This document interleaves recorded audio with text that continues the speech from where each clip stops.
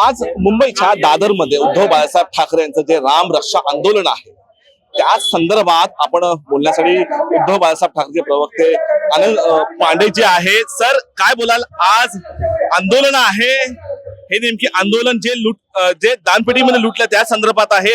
काय बोलाल आपण या संदर्भात? आम्ही सगळे रामभक्त आहोत. आमच्या सोबत अयोध्यातून साधू संत आले आहेत, महाराष्ट्राचे साधू संत आले आहेत.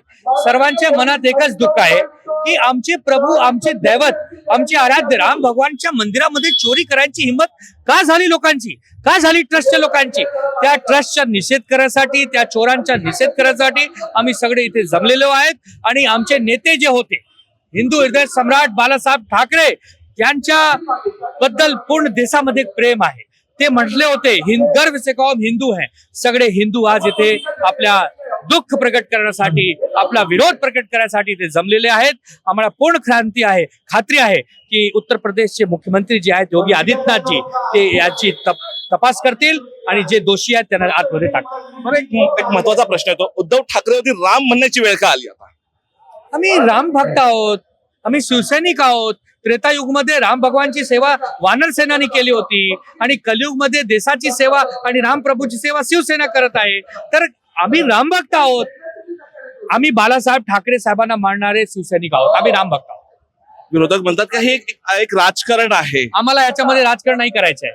आम्ही कोणत्या पक्षाचं नाव नाही घेत आहे. आम्हाला फक्त एकच मागणी आहे, दोषांवर कारवाई झाली पाहिजे. आमचे साधू संतांना जे त्रास झाला आहे ते त्यांना तेव्हा पुरा होईल जेव्हा ते सगळे आतमध्ये जाईल. हिंदूचं सरकार असताना राम मंदिराची चोरी दुर्दैव आहे. तुम्ही विचारा त्यांना, ते स्वतःला हिंदू म्हणतात. योगी आदित्यनाथजी स्वतः एक हिंदू आहेत, एक साधू संत आहेत. त्यांच्याबद्दल आम्हाला खूप इज्जत आदर आहे. त्यांच्या नाकाच्या खाली काय झालं त्यांना विचारा. आज हनुमान चालीसा म्हणणार आहे, काय बोला? मात्र जेव्हा उद्धव ठाकरेंच्या घराबाहेर हनुमान चालीसा बोलण्यात आली तेव्हा त्यांना अटक करण्यात आले होते. काय बोलाल त्या संदर्भात? आम्ही कधीही हनुमान चालीसा विरोध केला नाही. आम्ही स्वतः हनुमान चालीसा मारुती वंदन करतो आहे. जय हनुमान ज्ञान गुण सागर, जय कपीस रामदूत अतुलित बंदामा, अंजनी पुत्र पवन सुद्धा. आम्ही हनुमान भक्त आहोत. आम्ही मारुती वंदन करतो, हनुमान चालीसा. नवनीत राणा जेव्हा उद्धव ठाकरे यांच्या घराबाहेर हनुमान चालीसा तेव्हा त्यांना अटक करण्यात आली होती. तेव्हाचा विषय सोडून दे, आजच्या विषयावर बोला.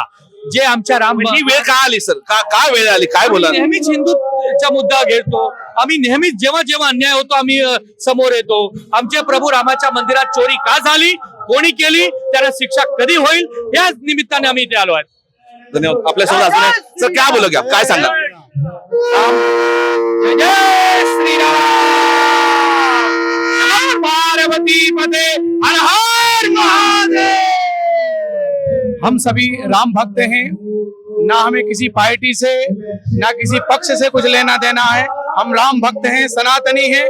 जब भी हमारे राम पर, सनातन पर किसी भी प्रकार का कोई भी कुकर्म होगा हम उसका विरोध करेंगे, चाहे कितना भी कोई मजबूत हो. हम उसके लिए, हमारे सनातनियों ने, पूर्वजों ने प्राण दे दिए हैं. हम उनके लिए अपना समय नहीं दे पाएंगे.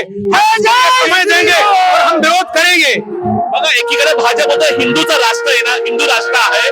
मात्र असं असताना राम मंदिरात चोरी होते, मात्र अजूनही भाजप हा जो पक्ष आहे तो शांत आहे. काय बोलाल?